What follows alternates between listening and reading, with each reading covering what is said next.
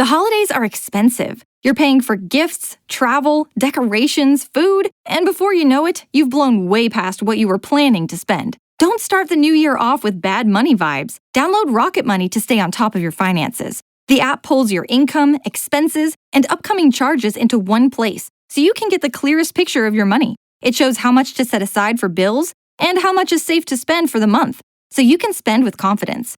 No guesswork needed. Get alerts before bills hit, track budgets, and see every subscription you're paying for. Rocket Money also finds extra ways to save you money by canceling subscriptions you're not using and negotiating lower bills for you. On average, Rocket Money users can save up to $740 a year when using all the app's premium features. Start the year off right by taking control of your finances. Go to rocketmoney.com/cancel to get started. That's rocketmoney.com/cancel. rocketmoney.com/cancel.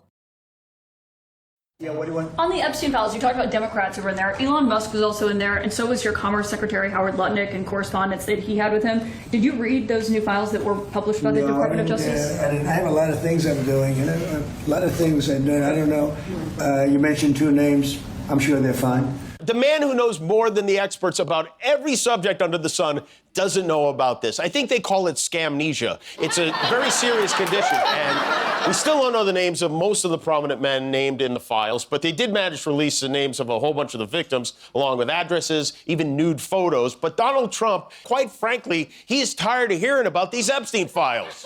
I think it's really time for the country to get onto something else. Now that nothing came out about me. What did you say? What would you say to the survivors who feel they haven't gotten justice? You are the worst reporter. No wonder CNN has no ratings because of people like you. She's a young woman. I don't think I've ever seen you smile. I've known you for 10 years. I don't think I've ever seen a smile on your face. I'm asking you about survivors. You know why you're not smiling? Because you know you're not telling the truth. And you're a very dishonest organization, and they should be ashamed of you. We are now at the women should smile more stage of his presidency. I'm trying to think of a worse time to tell a woman to smile more than when that person is a reporter asking about the Epstein victims. I can't. And then you've got the president's former personal attorney, who is now the guy in charge of the Epstein files, Deputy Attorney General Todd Blanche, who stopped by Fox News to make this unbelievable statement. Is there any chance that any of these individuals who partied with Epstein and engaged in relations with minors will be prosecuted? I'll never say no, and we will always investigate any evidence of misconduct. But as you know, it is not a crime to party with Mr. Epstein. It isn't a crime to party with Mr. Epstein. It isn't a crime to have Didn't look like that's all that was going on some of those photos. I mean, if the photos could speak, some of them look pretty bad. That's right, and unfortunately, photos can't speak. So case closed, I guess. Welcome to Quiet Riot, the politics podcast that's more dandy bants and less Mandy's pants. I'm Andreou. And I'm Kenny Campbell. We're here to sort through the political laundry and make sure you never get caught with your political trousers down. So separate away your darks, set an extra long spin cycle, and put your feet up for another Quiet Riot.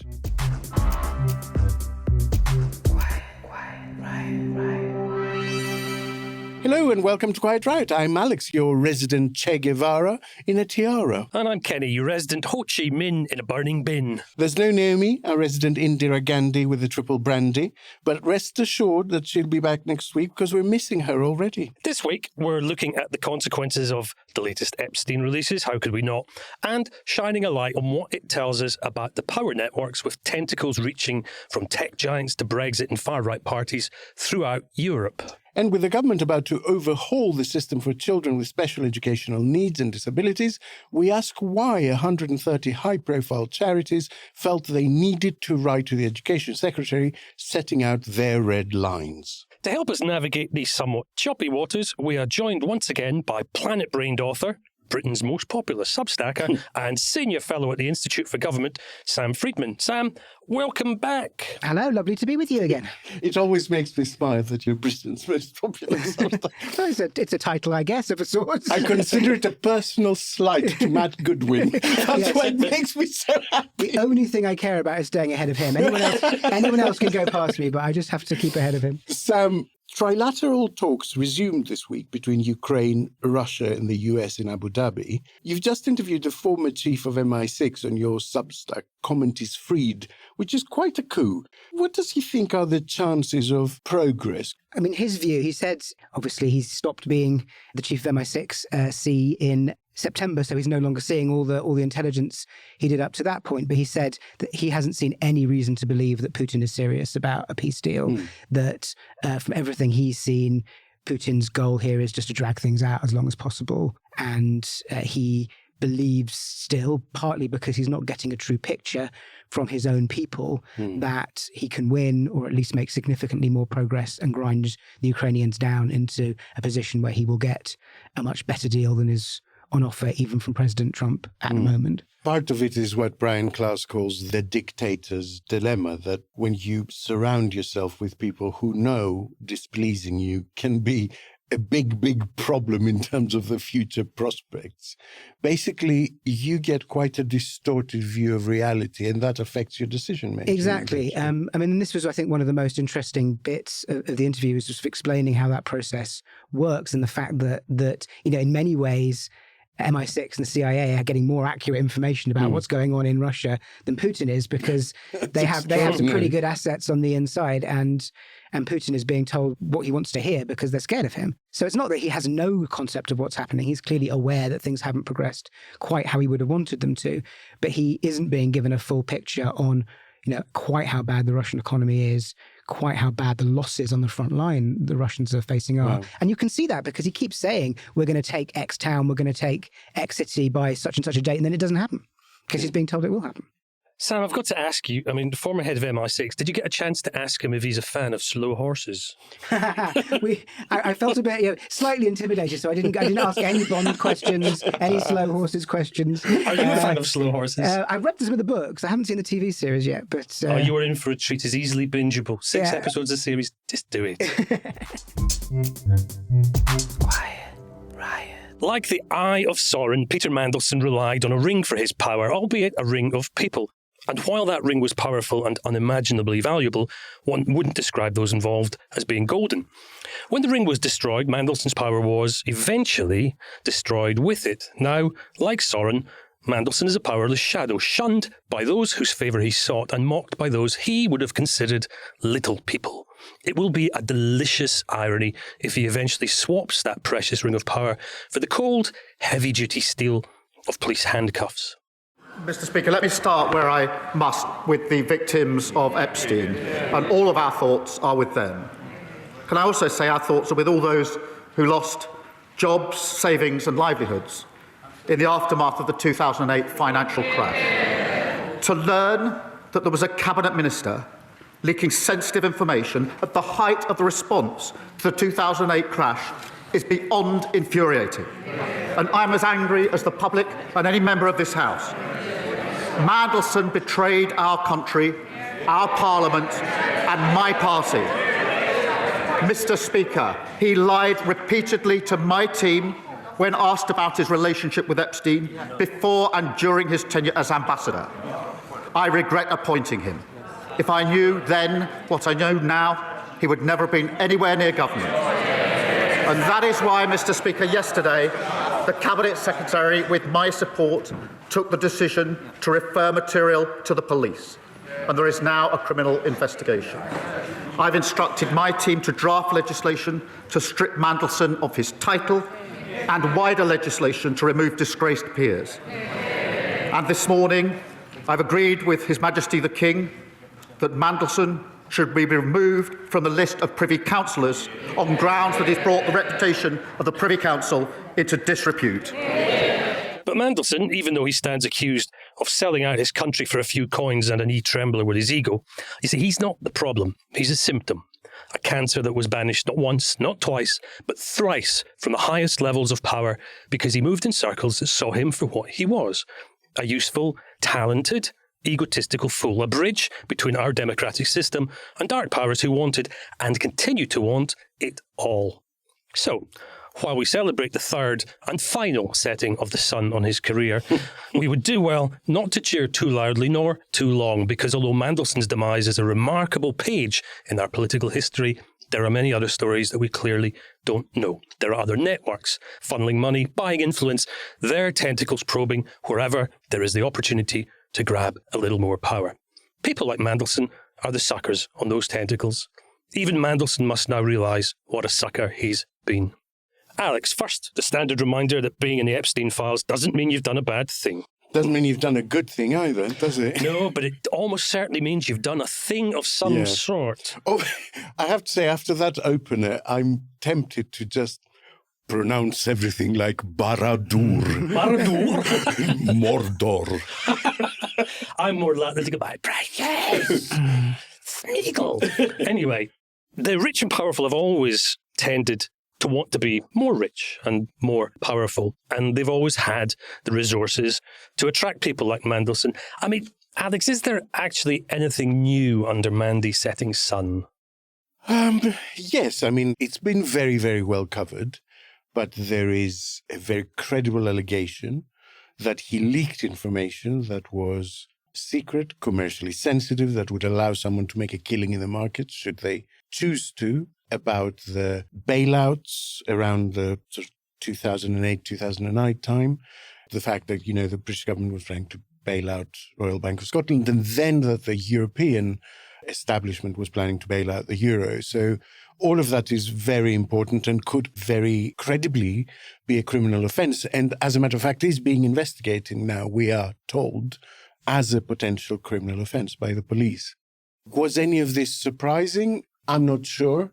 I am slightly out of tune, I think, with public sentiment. And I get that all the time because I look at the sort of performative rage and hand-wringing that's going on from every quarter at the moment. And I seem to be in a parallel universe because everyone is going, oh my God, and Starmer appointed him despite all this. No, as I said at the time, Starmer appointed him because of all this, that's right. Not despite all this, because he was the interface between our country and a White House administration that is corrupt and moves in precisely those same circles and thinks in precisely those same terms. That's what made him ideal for that interface. The fact that Trump and him shared buddies like Epstein was the point. It wasn't the downside that was ignored. And I look at everyone now and everyone's pretending that this wasn't so and they had no idea that... I mean, come on, it's Peter Mandelson. Everyone knew what he was like. The Conservatives really did not complain when he was appointed. The criticism came all from Labour backbenches, Liberal Democrats and SNP. The Conservatives were quite delighted with Mandelson's appointment. Certainly they didn't raise any objections back then. Now it's all pearl-clutching and, oh my God, this is the worst thing that's ever happened. And while it is a huge scandal and it's a terrible thing, it takes a certain amount of naivety to look at just that one little part of that network, that filthy network that is revealed, and to pretend, oh my goodness, I had no idea this was going on. This is awful. And this is the only bit of it that is awful. Well, crystal ball time then, because given that I agree broadly with what you say about Mandelson being appointed because he was a very part of that system, what do you think the chances are that this marks the beginning of a dismantling of at least parts of that system versus the chances of Mandelson being nothing more than a sacrificial lamb? They burn him at the stake, they move on, and behind the scenes, nothing changes at all. I know we disagree on this because we had a very heated debate before the recording. My sense is that it's heading for the latter. And the reason I say that is because you can sort of see it even in the way the language is being managed across the news. So I was watching Sky News on Wednesday morning. Sophie Ridge had written a very thoughtful, very good piece about how this isn't about one person, but it's about systems of power that feed on effectively compromise. I mean, let's call it what it is. Once you take a little bit of money from someone, you're done, right? Because then they're holding that over you, so you might as well take more money from someone. It never ends. Yes, there is that system in place. Yes, it does tend to protect people that are within it and form a sort of centurion guard around them. And once you're out of it, it tends to spit you out very performatively and pretend that it had no idea you were toxic like this, and you were the only person that was toxic like this. And like I said, you can kind of see that's what's going on in the news, because they are all having a lot of fun kicking Mandelson, which he deserves. I fully accept that. I'm not here to defend Peter Mandelson, for God's sake. He fully deserves what he's getting. But the point is they're doing it to the exclusion of probing other parts of those Epstein documents that are just as, if not more important, that are about people currently in power, like the American president, like Nigel Farage. You know, there are communications in those documents from Steve Bannon in which he says he is now advising the Front National, the AFD, the Austrian far-right party, and Nigel Farage. I think that's at least worth a question from a journalist to say, Mr. Farage, why is Bannon saying he was advising you back then? And if he says no, then maybe probe a bit further. Why did you go to the conference he organized in the Netherlands?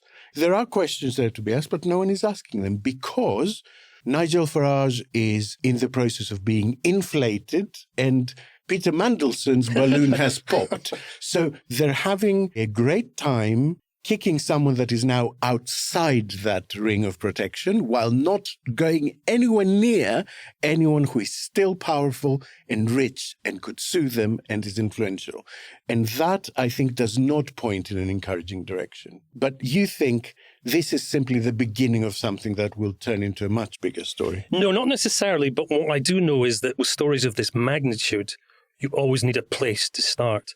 And Mandelson, and this is more hope than expectation, Mandelson, I genuinely hope, is a place that we can look back and say, well, something changed when the Mandelson furore blew up. Because without a place to start, nothing changes at all, ever. As far as criticism of the media is concerned, I think that's perfectly valid. The media has multiple challenges in the 21st century. One, lack of resources in legacy media. Two, they've got an audience to please, and the audience will lean into Mandelson in a way that they might not necessarily lean into. Sure, because there's photos with pants. I mean, and three, of course, a lot of the dark money that you're alluding to is being used in media, perhaps not the legacy media that we're most familiar with, but it's in there and it's in the communications world and it's doing its work. What do you think, Sam? Fancy getting sued today? I'm going to be very careful about exactly what I say here. I mean, there's a couple of points worth making. Firstly, the American government has been in control of what is being released here. Of course. And if there is stuff that is highly, that Trump is mentioned in a lot of these papers, but it's all sort of allegations and nothing verified. So if there was a smoking gun in there, it seems pretty unlikely the Department of Justice would have released it, given that they're his boss and all in hock to him. You can see governments, not just in the UK, but in Norway, around Europe, sort of getting into real trouble over these papers that have been released. But the American government is able to protect itself in a way that others can't here. But there is a sort of myopia as well. My sister lives in Norway, and I spoke to her yesterday, and she was saying the only bit they see the Norway bit. Is the royal family the Crown bit, Princess getting into trouble. And so yeah, there is, I think, a myopia. So I think that's one point worth making. I think within the UK context, Mandelson is the bigger story in there at the moment, simply because this isn't about allegations. We've got pretty cast iron proof of him forwarding emails that he shouldn't have been forwarding to Epstein. I do think the Farage story is interesting, and the way that Epstein, Peter Thiel, Steve Bannon were trying to manipulate far-right parties and radical right parties in Europe. It's quite hard to see the extent to which they actually did that, because we've got them sort of talking about it, but we haven't got, again, those smoking guns. There are journalists following up that line of inquiry, and I hope more do, because I think that gets to some really interesting questions about how Silicon Valley, some of the sort of finance world in the States, has been using the radical right in Europe to promote their own ends. There's an interesting exchange between Epstein and Thiel around Brexit, where they're sort of talking about this as being, the first step on the way towards the destruction of the world order. And they're seeing that as an opportunity, a financial opportunity. So there's a lot to follow up in there. But the thing about the Mandelson story is, as I say, he's just banged to rights. And it's the easiest bit to cover because there's no real doubt about what he did. And of course, it links to the fact that Starmer chose to appoint him. And given how much trouble Starmer is in at the moment, it gives everyone another stick to beat him with and another round of discussion about whether he's done for.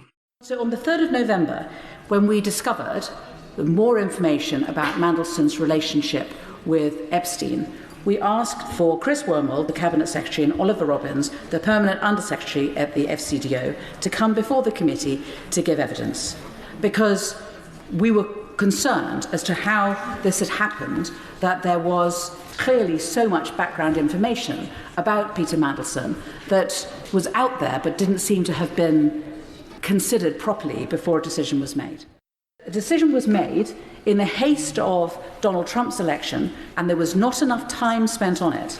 So the decision is made to a point. There is supposed to be some due diligence, and then normally what would happen is that there is then an interview, and it's done with a panel.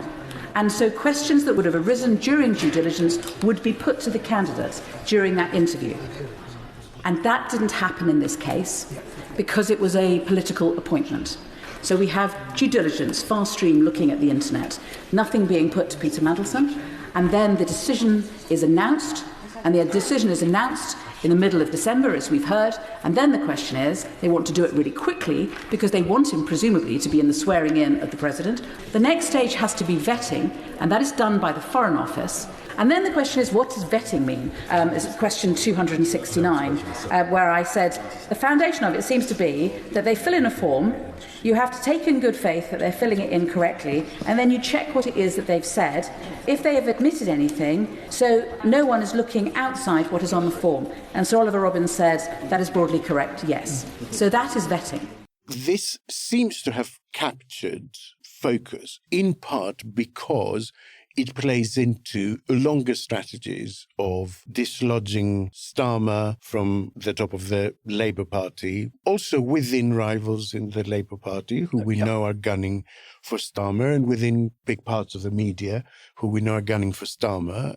Does this affect his chances of survival? I have thought for some time that he was in very serious trouble and probably wouldn't survive very long after the May elections, even before this blew up again.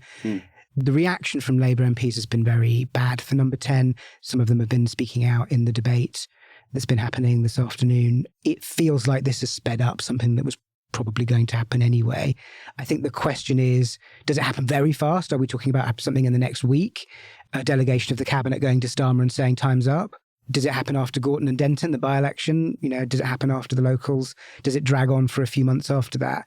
But it feels like we are getting towards the end game now for Starmer. But we're so close to the May election. Yes. That strategically it feels like you may as well let him carry that particular saddlebag before shooting the horse, as it were. It's just a question of whether it's feasible for it to carry on that long, because that's still a few months away. If stuff keeps coming out and he keeps getting attacked from his own side, there gets to a point where it's just too difficult to keep limping on. If he were to resign, you could have Lucy Powell, his deputy, stepping up for a few months before a contest that happened after May. There's no way of getting rid of him formally without starting a contest under the Labour Party rules. But if a load of cabinet members went to him and said, time's up, I think he probably would resign. And that feels like the most likely way it's going to happen when it happens. But whether it happens now or in 3 months, 6 months. Quiet riot. You didn't start a business just to keep the lights on. You're here to sell more today than yesterday. You're here to win. Lucky for you, Shopify built the best converting checkout on the planet. Like the just one tapping, ridiculously fast acting, sky-high sales stacking, champion of checkouts. That's the good stuff right there. So if your business is in it to win it, win with Shopify. Start your free trial today at shopify.com/win. Quiet riot. I take the view that this is a really unfortunate twist of events for potential challengers for Starmer's role. The clock was ticking, as you've said, Sam, on his prime ministership for quite some time. There's a very good chance that somebody else would have led Labour into the next election. Anyway, unfortunately, the Mandelson stuff doesn't just damage Starmer and his Chief of Staff, Morgan McSweeney. The Mandelson stuff damages Labour, and it damages it for quite a long time. Mandelson, lest we forget, has been with Labour for 4 decades, until he resigned the other day. The ammunition this gives to media, to their opponents, is going to last well into the end of this Parliament, that's for sure, and probably beyond that. Which, interestingly, I think favours someone of a younger generation for when Labour come to look at leaders? I mean, the world's moved on in so many ways since I was born in the late 1960s. And I was born after the Profumo affair, which up until now was probably the most significant scandal in lots of ways that British politics has seen post-war. I mean, listeners, feel free to come up with your own suggestions, but Profumo is kind of shorthand for humongous political scandals, and I think Mandelson is a magnitude more significant than Profumo. For those of you who don't remember, in the early 60s, the War Minister, John Profumo, had a brief fling with Christine Keeler, who was a model. Unfortunately for him, she was also having a fling with a Russian naval attaché. Stephen Ward. That's the one. And a couple of years later, Profumo was rumbled. He was asked about it. Then he lied. And then he resigned. And in due course, the Macmillan government collapsed, as governments do. So the pattern is very, very well established. So there's a great inevitability of what happens from this point onwards, I think. But I do maintain that there's a huge, huge challenge now. It alludes to your point about a younger person needing to come up and take the mantle. I mean, I think it probably helps Rayner because Streeting had a relationship with Mandelson. Yeah. That is public. I mean, he was trying to back off it today in interviews, but there's a lot of pictures of them together and so on over the years. They were friends. Rayner came out today in the debate and made life difficult again for Starmer. Yeah. It's pretty clear she's positioning herself. So I think it probably helps her, given that they are probably the two main candidates to succeed in a contest if it happened right now. You talk of the younger generation. They're not ready yet, I think, is the issue. There isn't anyone yet with the profile. There are some great Labour MPs, but they're not ready to take over. So I think it probably is going to be a contest of people who have been around for a while. And so you're right, this will act as a shadow over anyone who wins. But I think Rayner's probably the one with the most distance. The counter to that is, of course, that very few people would have considered Tony Blair the most likely person to take the Labour leadership 6 months before he did, or David Cameron 6 months before he did, or even actually John Major 6 months before he did. There were other people in those contests that were clear favourites before those contests kicked off in earnest. But they were all in the shadow cabinet or cabinet when those leadership contests happened. If you look at the current cabinet and sort of try and see, is there someone who could come up from nowhere in the next 6 months? It's not obvious who those people are. There's the exciting talent, if you like, is actually mostly in junior minister posts or on the back benches where it's pretty hard to run, especially when you're in government and you need to have that sort of sense of experience. It might be easier in opposition. The political decision to appoint Epstein's close associate, Peter Mandelson, as Britain's ambassador to Washington goes to the very heart of this Prime Minister's judgment. So as we record, there's a humble address and a debate after that still going on. Give us a potted summary. I mean, this is stuff you presumably all already know, but as we were recording at 4 o'clock, the humble address debate in the Commons was extended to 7 o'clock, which tells his own story. Yeah. In summary, there were lots of speeches, tons of interventions, and what we've seen is that Peter Mandelson has done something utterly remarkable. He has united the entire House in agreement that he behaved in a way that was morally reprehensible. Everybody agrees with that. And may well reach the bar for misconduct in public office. And that, if you're found guilty, can carry a life sentence. So it's properly serious stuff that's going on. So there are a lot of allegations being bandied about, very serious ones that merit a very serious investigation. Now, there's discussion about how to proceed and what information can be shared, as well as ancillary issues about how to deal with peers who bring Parliament into disrepute. Starmer said today that legislation will be drafted to strip Mandelson of his title. It shouldn't really be that important, but I think to lots of us, actually, the symbolism of formally stripping him of his lordship is quite important. It shows that something has been done. Is it enough? Well, as we've mentioned, Angela Rayner was among those saying that allowing the Intelligence and Security Committee to rule on redactions to evidence, which will be inevitably controversial, but that would help keep public confidence in the process while observing the need, and this is a difficult one, not to damage national security. The latest, by the way, is I think that they've come to an arrangement to accept what's known as a handwritten amendment that inserts a kind of oversight of the Intelligence Committee in the motion that they can have a role in actually looking at what documents are excluded so that there is some sort of independent oversight. Basically a concession from the government, given the strength of feeling in the House. It's not going away, this one, and it's a huge headache for everybody in Labour. This is what we're seeing in the microcosm of UK politics in the bubble of Westminster. But Alex, if we're able to zoom out, what do we know about other organisations that are suspected or believed to be coordinating or at least facilitating the rise, particularly of the far right across Europe? It kind of goes in tiers. What's interesting is that basically every person that you choose is also part of various non-personal networks and symbols. So Mandelson is getting a kicking because everyone is happy to also kick the Labour Party. Andrew is part of the monarchy. And so you can see that people hold back slightly when they're kicking Andrew because they know they're also kicking the monarchy to a certain extent.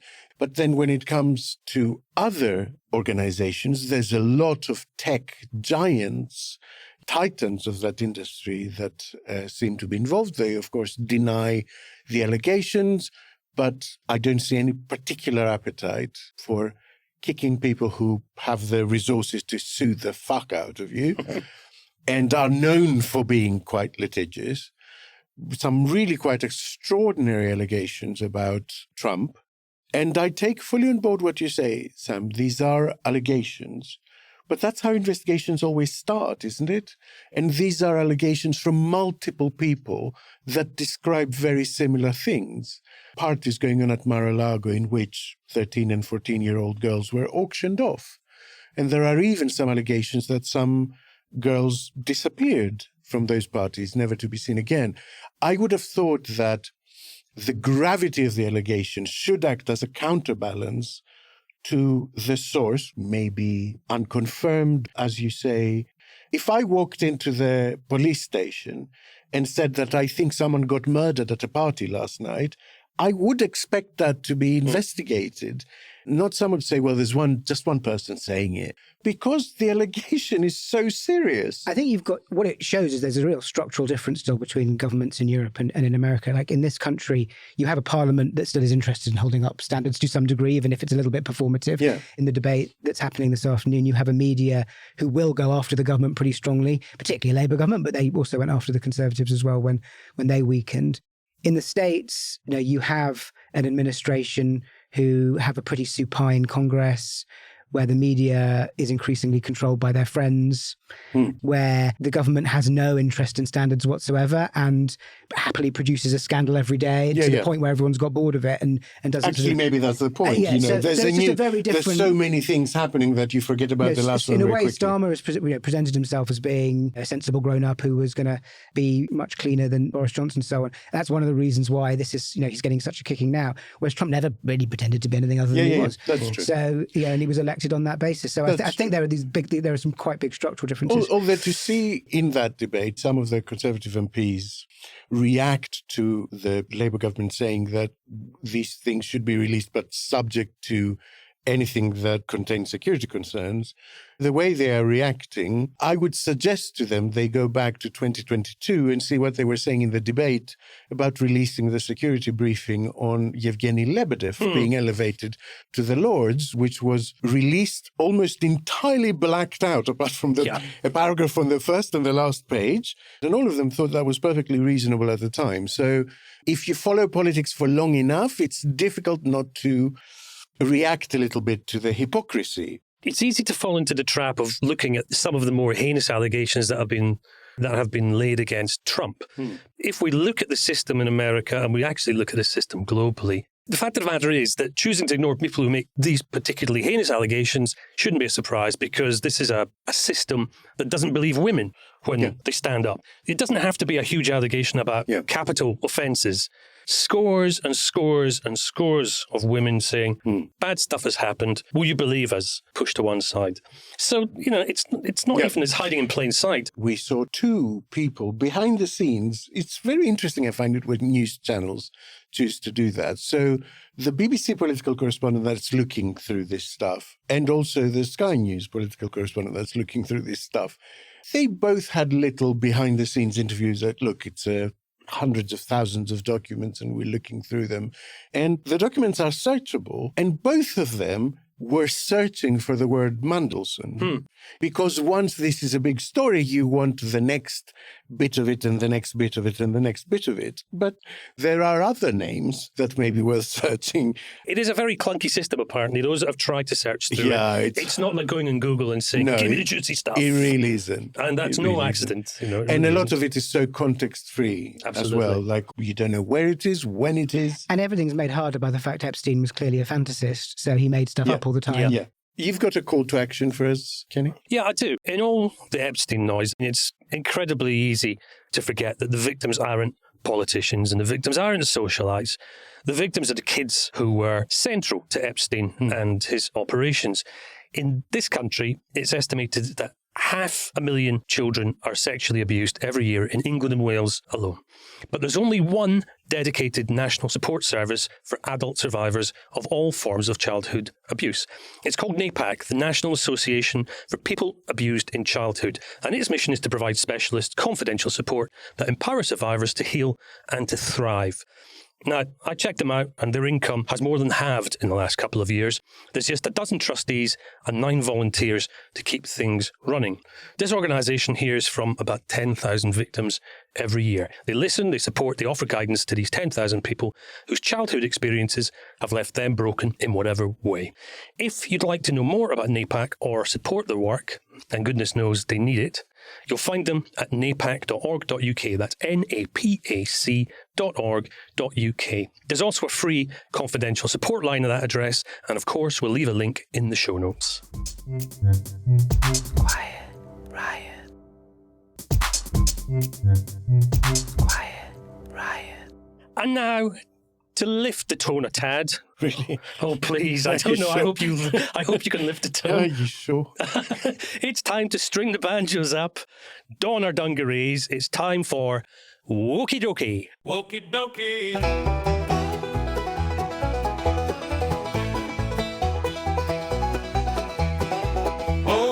So, Lupita Nyong'o, the face that launched 1,000 X threads, because what the anti-woke world seems to have taken exception to this week is the possible casting of a black woman as Helen of Troy. Ah! I know. All of them, including Musk, are now Homeric scholars. Oh, of course they are. Wouldn't you know it? And accomplished translators of ancient Greek, and they all think that this is completely unacceptable. Helen, obviously as the most beautiful woman in the world, could not possibly be dark-skinned. No. That she's described as blonde. She's not, actually, because one of the big debates in the Homeric expert community for many, many decades, of which you're a long-standing member, is the fact that colours in Homer do not track directly to what we think of the same colours today. When he refers to the sea as wine dark, there is a modern-day equivalent. You have a problem. Yeah. So when he talks about the word that is often translated as blonde or fair-haired, it's actually more like shining and flashing, because you have the same word that's applied to people with very black hair that glistens, and also to very fast hunting hounds and flashes of lightning. Also, just to mess with these people's heads, I would suggest that they go and look at Athenian or Attican black figure pottery at the height of the Athenian civilization, around about 5th century, in which most heroic figures are portrayed as black. It is very, very common. There is a debate as to whether it's men portrayed as black and women have a white face because they were indoors, or at least the kind of women that are depicted on vases were indoors all the time. But actually, there's a lot of black figure pottery with women portrayed as black, and there's a lot of men portrayed with a white face, Dionysus. being a very famous one. Zeus is almost always with a black face. Hercules is almost always with a black face. Achilles is almost always with a black face. And one of the dominant schools of thought is that it's to portray a kind of power, strength. It's symbolic basically. rather than literal. That's exactly the point. It is symbolic rather than literal. We are talking about a woman here who is supposed to have been conceived by her queen mother and Zeus, head of the gods, transformed as a swan. She hatched out of an egg. As you do. So to then go, oh no, she was definitely blonde and blue-eyed, seems to me to slightly miss the fictional fairy tale quality of the whole shebang. Black figure pottery proves that the Greeks at their height were very comfortable with making some people white and some people black in order to fit them into the artistic composition of a thing, to make one person stand out from the crowd. They used it as a casting choice, if you want to take what's depicted on a vase as a cast. Okay, so chill out, everyone. I've heard the films in English as well. Which Yes, I know. I know. They didn't speak that I in know. ancient Greece. There's a bigger point here, isn't there? Which is like the radical right, whatever you want to call them, the far right, particularly the Americans, are obsessed with a concept of ancient Greece that is completely wrong. Completely wrong. And it's sort of very macho, very... I think they've probably all seen 300, right? So Yeah. They imagine Basically, it's basically Sparta. Yeah, that's exactly right. And their That's king exactly Leonidas. right. And repeatedly... So I remember when Emily Wilson's translation of the Odyssey came out, which is my favourite, and they all went after her for feminizing Homer and turning it into sort of a gynocracy is the word they use. And so it really shows up their own ignorance about the history. And the latest findings of archaeology. Yeah. Because it's now a very, not a dominant, but a very respectable school who think, not that it was a gynocracy, but that the royal line rested with the female line. Hence the war. All of Greece didn't unite and go to fight a war for 10 years to retrieve a pretty girl. They went because by taking away the queen of Sparta, Paris had essentially taken away the royal line of Sparta, could produce offspring who would then have a claim on the throne of Sparta. The reason the many suitors were trying to woo Penelope rather than slitting her throat and taking the throne is because the royal line for the kingdom of Ithaca rested with the queen of Ithaca. Otherwise, they didn't need Penelope. And that was quite common amongst cultures of that time around the Mediterranean. Exactly. It's still true of Jewish culture that comes through the mother's Absolutely, line. It's still a lack true of of Jewish culture. And so there is a lot there, I think, that people who decide to dip their toe in just for an issue that suits their agenda end up and then call making a bit of a themselves tit of Roman themselves. names or Greek names. It sounds very macho and big. I mean, it's pathetic. Yeah, it's very big in far-right culture, the whole... They all call themselves very Publicus and Maximus and all of this. Very select. Yeah, and they're all Spartans. And it's like, really? The Spartans, please. Really, Steve Bannon? You would have been down that ravine if you had been born in Sparta. Handed to the Persians as a sacrifice. Yeah. Other episodes of Podyssey are available wherever you get your regular podcasts. Thank you so much, Alex. Listeners, we love this sort of stuff, and we know you do as well. If you've got any other instances of wokey-dokiness that you find on the interwebs, do keep them coming to quietriotpod@gmail.com. Quiet Riot. The government schools white paper has been delayed twice, but is now believed to be heading for publication in a few weeks. Early March is whispered around Whitehall. It is eagerly anticipated with real apprehension from some quarters. One of the central reasons for that anxiety is the fact that the government has signalled the paper will contain extensive reform of services for children with special educational needs and disabilities, which is shortened as SEND in the jargon. And as I am on jargon, the legal document for children with serious such needs is known as an Education, Health and Care Plan, or EHCP. It is precisely what the Institute for Fiscal Studies describes as, and I quote, the rocketing numbers of children and young people with EHCPs. That means, again I quote, without substantial reform, the system will become unmanageable in the next few years. Let's hear what Education Secretary Bridget Phillipson said on this. Mr. Speaker, we do need to think differently about the system that we've inherited from the party opposite, one that I think members across this House recognise just isn't working. This is not about taking away support for families or for children. This is about making sure that we have much earlier identification of need, that we make sure that support is put in place much more rapidly, including ahead of any formal diagnosis. But I would just urge the Shadow Minister to perhaps reflect and show a bit more humility about the terrible state of what he and his party have left behind, a system that is adversarial, fails children, and where we know that children with special educational needs and disabilities do not get the excellent educational outcomes that should be the right of every child in this country. He should reflect on his total failure. Now, a very important proviso is that education is a devolved matter. The Scottish system in particular is very different, and we will discuss whether England could learn from it. Two factors add considerable complication. First, the fudge known as the statutory override.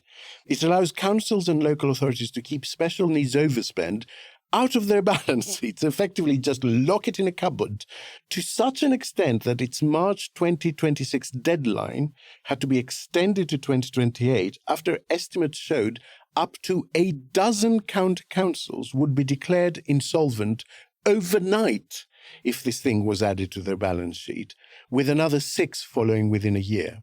The second point is a Sutton Trust report has shown that significant disparities have opened up between the use of the SEND and EHCP frameworks, both geographically and in terms of social class, leading to accusations that middle-class parents are gaming the system and counter-accusations that this is an attempt to divide parents in order to hide state failure. Sorry for the long introduction, but this is a very complicated topic, which is why we waited until we had you, Sam. So what do we think from statements and leaks and kites being flown will be in these reforms? Yes, so it's important to say this hasn't come out yet, so we don't know the final content. What's been sort of briefed and leaked and so on is that you will have a system in which fewer young people get education healthcare plans, because, as you say, the number has gone up a lot in the last decade or so. It's gone up from about 250,000 to about 600,000. Yep. It's a very significant increase. And that is very expensive, and the amount of money that's gone into the system has increased a lot. So they want to bring that number down. But not by as much as that, which kind of gives you a hint of what the problem is. Like the number of people has gone up by about 150%. The money has gone up by about 60%. Yeah, so the value of each individual plan has fallen, even as the overall amount of spending has gone up. And there are lots of reasons why that's happened. I think the primary reasons are because of changes that were made in 2014, legislation that was brought in 2014, which essentially meant that it became the only way for schools to get and for parents to get any support for a child with additional needs. And so that put a lot of pressure on this as the main route to do that. Whilst at the same time, we also have seen increased diagnosis for some of the more common conditions like autistic spectrum disorder, which have led to more young people needing plans. So you've seen this sort of increase. They want to bring that number down, but rather than just sort of saying, we're going to give out fewer plans, we're going to make it harder to get one, they want to give more money to mainstream schools and say, you in mainstream schools will have some responsibility for children who have needs, but we don't think meet the bar for an education healthcare plan. And that spend was announced in the budget. We know there's going to be some money for this. We don't know how much or exactly how it's going to work yet. But the idea is that schools have this additional funding. They're able to provide earlier, quicker support because the education healthcare plan system is very bureaucratic, takes a long time to get through. You provide earlier support for children with needs, so you don't need to go through that process. The issue and why you've seeing so much nervousness around this is there's no real way to do that without putting some restrictions on education healthcare plans that don't exist at the moment.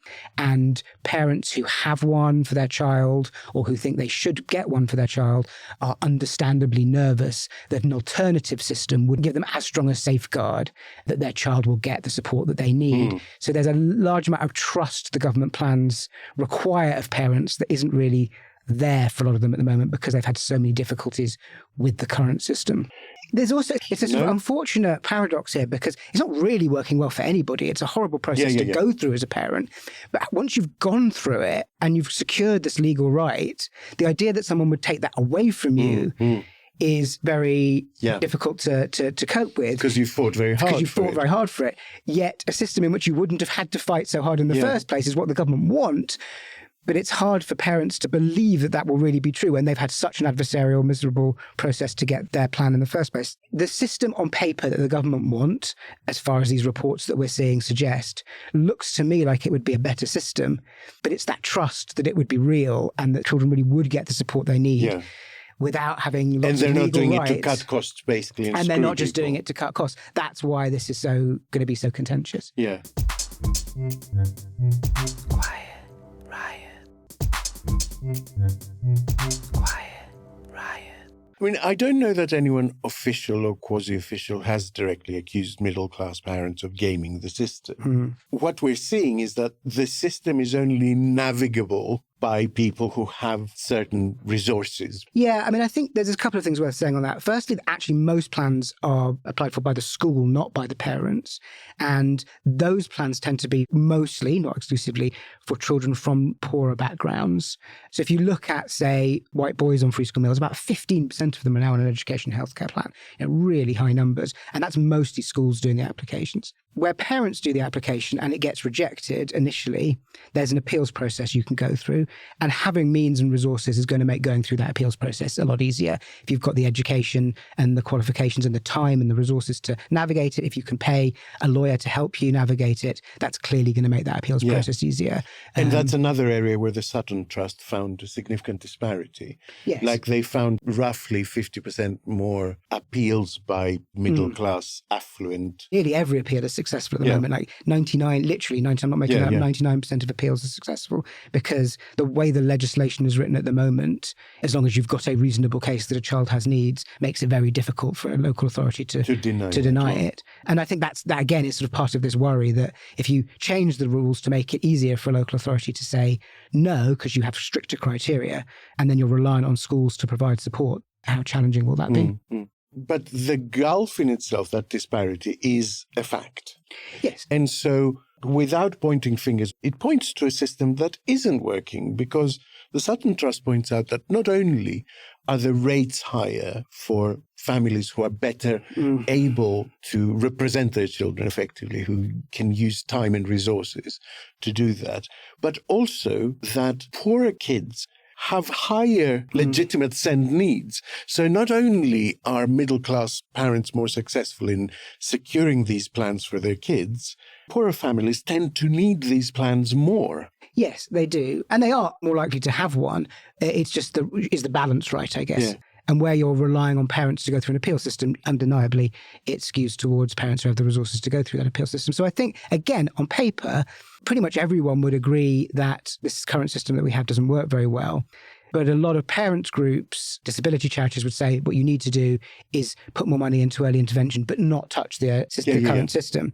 The problem the government have with that is they don't have any money, right? So they have to find a way to save the money from the education healthcare plans in order to fund the higher level of support for schools. And there are things on the milder scale, as I understand it, where early intervention actually effectively catches a child up so that they don't need a constant... Yeah, I mean, one of the biggest categories that has increased over the last decade has been speech and language disorders. Yeah. And if they're caught early with a lot of support around reading, writing, you can avoid them getting so serious that you would need an education healthcare plan. And at the moment, there's no real incentive for schools to do that and no real funding for schools to do that. So providing that, if that's what the government want to do, could be very powerful. It could be a better system.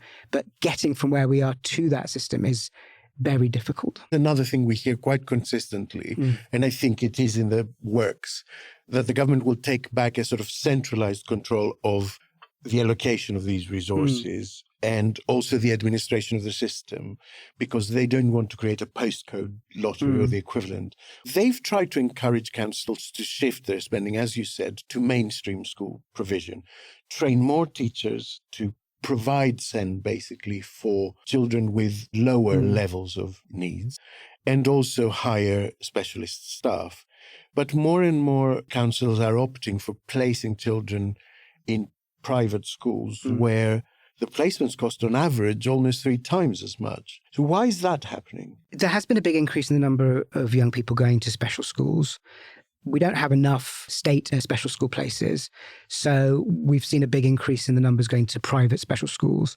And private equity, ever quick to spot the opportunity, has realised there's demand, come in, opened up hundreds of new small private special schools over the last couple of years.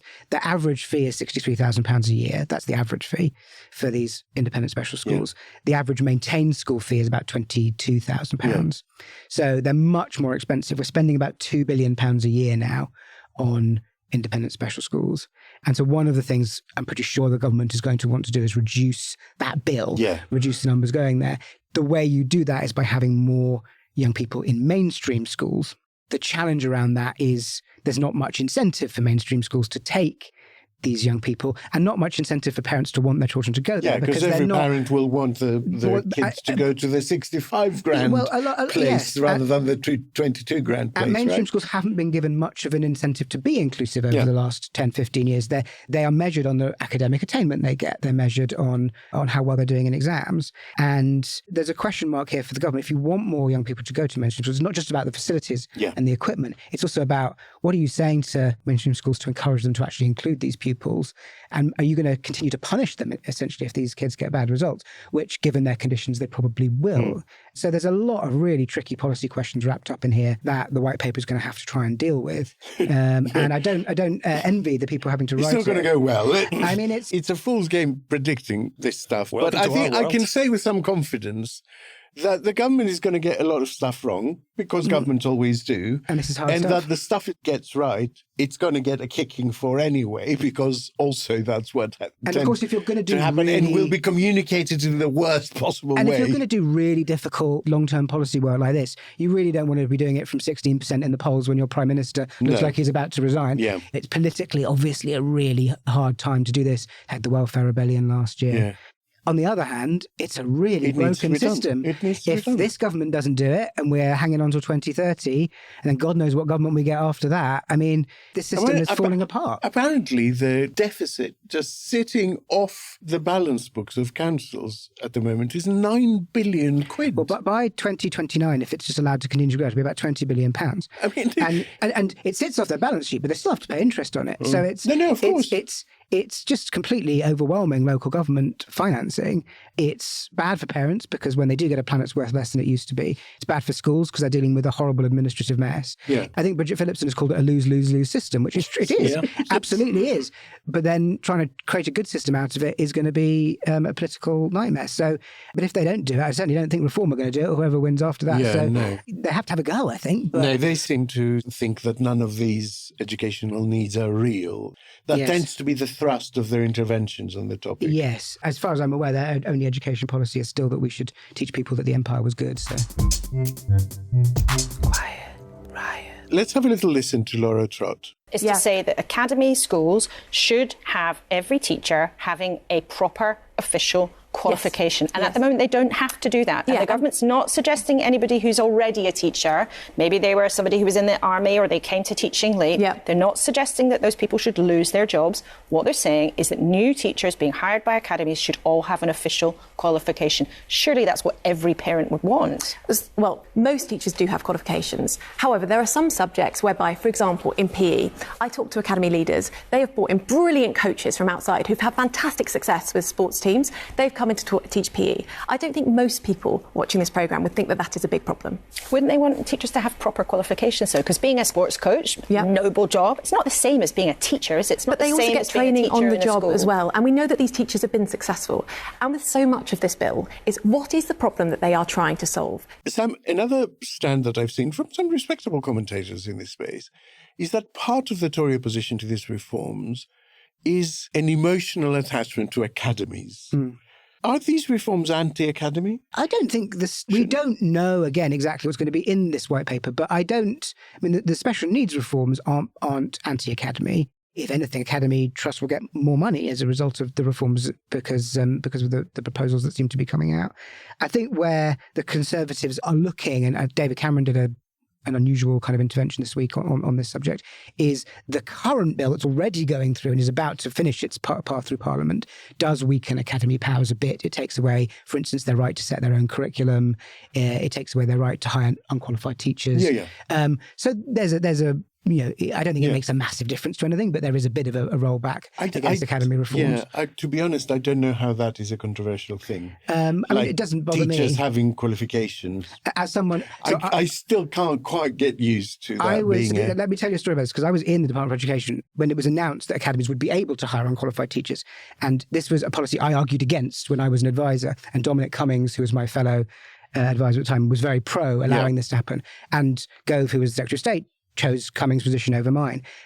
But he knew it was going to be really unpopular. So, when he announced it, when he put out the press release, on the night of the Olympics opening ceremony, the London Olympics opening ceremony, so nobody would notice that he was doing it. Brilliant. Can I just tell you that now the image of Gove with you as a little angel on one shoulder and Dominic Cummings as a sort of devil on the other shoulder is irresistible.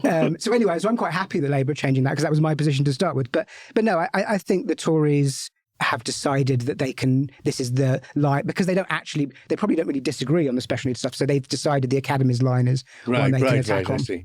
Kenny, as I mentioned, the system is very different in Scotland. Yeah, it is. What is the emphasis north of the border? Well, it is very different. In Scotland, the Ascend operates under a rights-first model, I suppose you could describe it as, and it's rooted in the presumption that children should be educated in mainstream schools wherever possible, with support then wrapped around them. The system up there is governed by the Additional Support for Learning framework, the ASL framework, which is overseen by the Scottish Government. So that's their equivalent of SEND? Yeah. And it's explicitly aligned with the UN Convention on the Rights of the Child, which Scotland has incorporated into domestic law, unlike the UK more broadly. The key differences with England are, well, the first one you mentioned, Alex, the EHCP system. There isn't an equivalent of England's EHCP-heavy tribunal-driven system up there. So that doesn't exist. So there isn't a sort of legal instrument that a parent can use to force a counsel, as it were, to provide. You can get involved in a row, but the order is different. So there's much greater emphasis on early intervention, which is something you mentioned, Sam. And early intervention is, time and again, shown to be a good thing, surprisingly enough. There's a greater emphasis on things like multi-agency working and classroom support as well. Legal framing, come back to your point, treats additional support as being a child's right. They're quite specific about that, not a discretionary resource.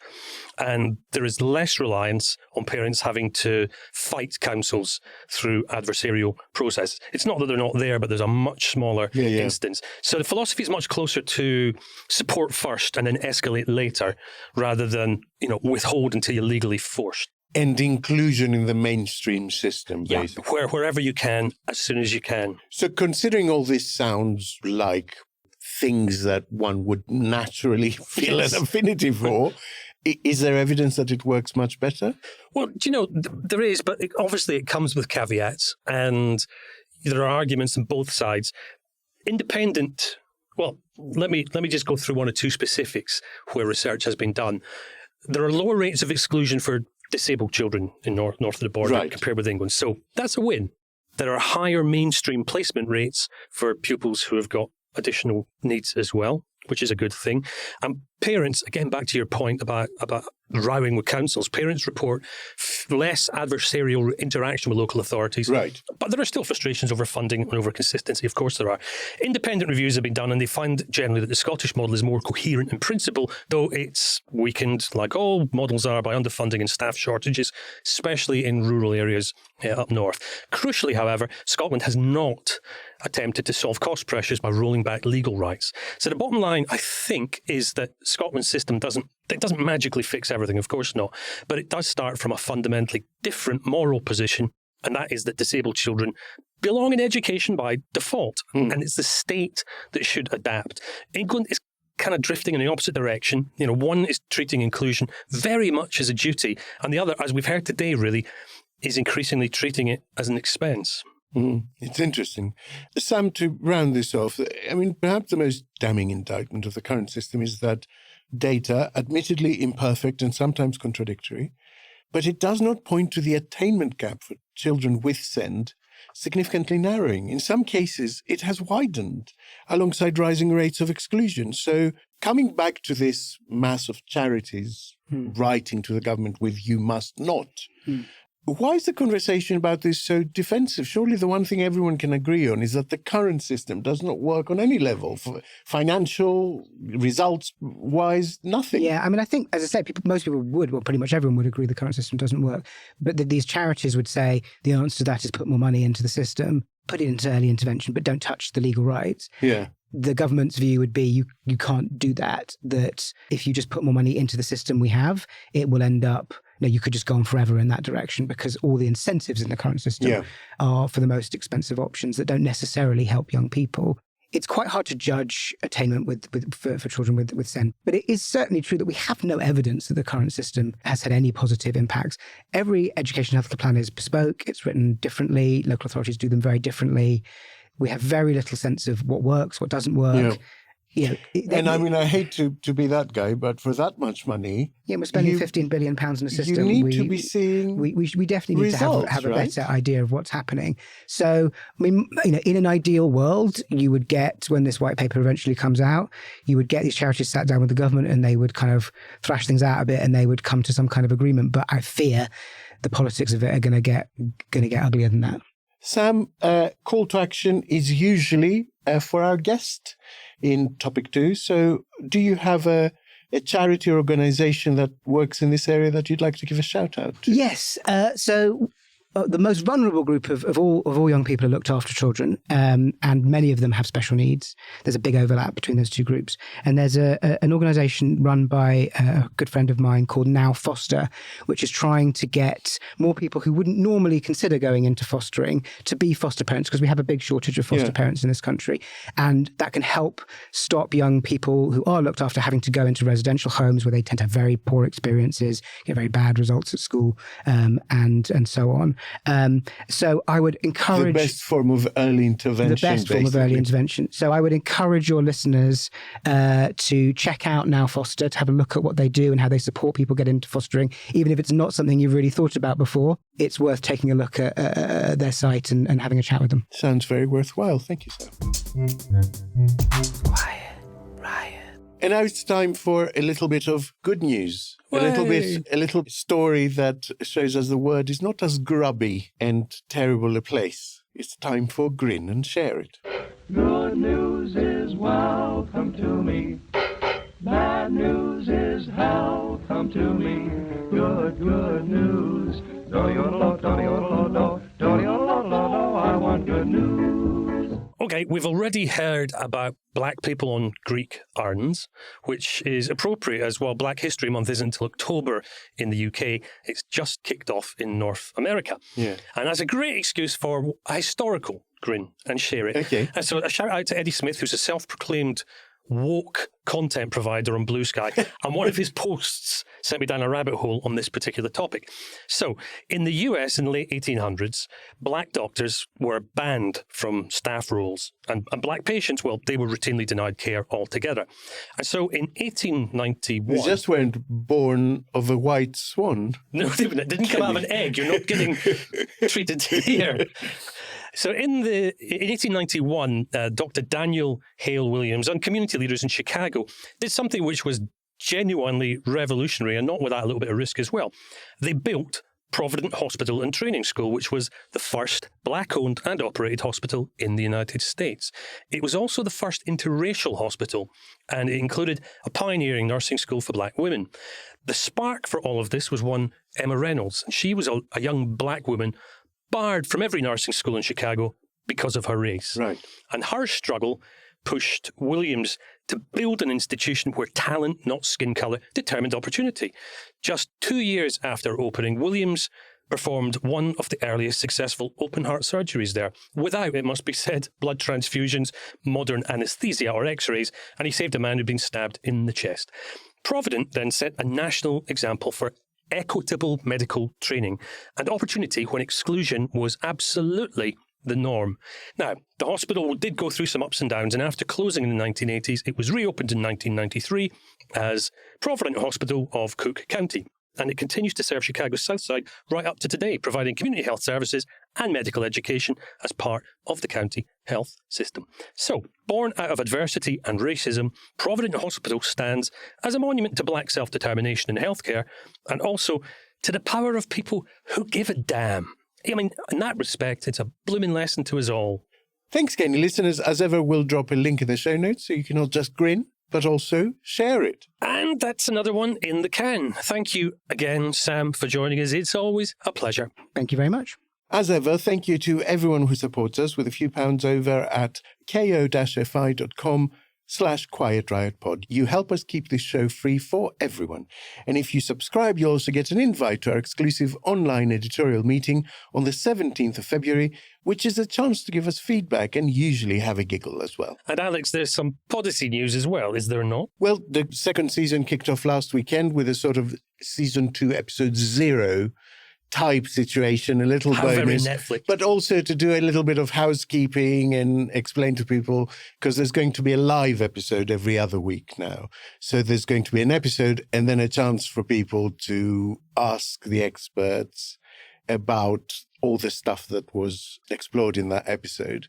Everyone should go and have a listen to that. It's very, very funny as well. And the first episode proper is out on Saturday afternoon, and it's on Prometheus. And it could not be more timely because there's quite a lot of political stuff to that story. So there you are. That's my plug. Utterly fabulous. Well, all that remains is to say that we'll be back on Sunday, and we love you all. Bye. Bye.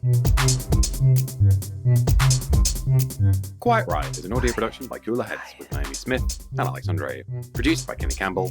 Music by Mariana Sangeeta. Artwork by Simone Canelu. And edited by me, Alex Reese. Quiet Riot.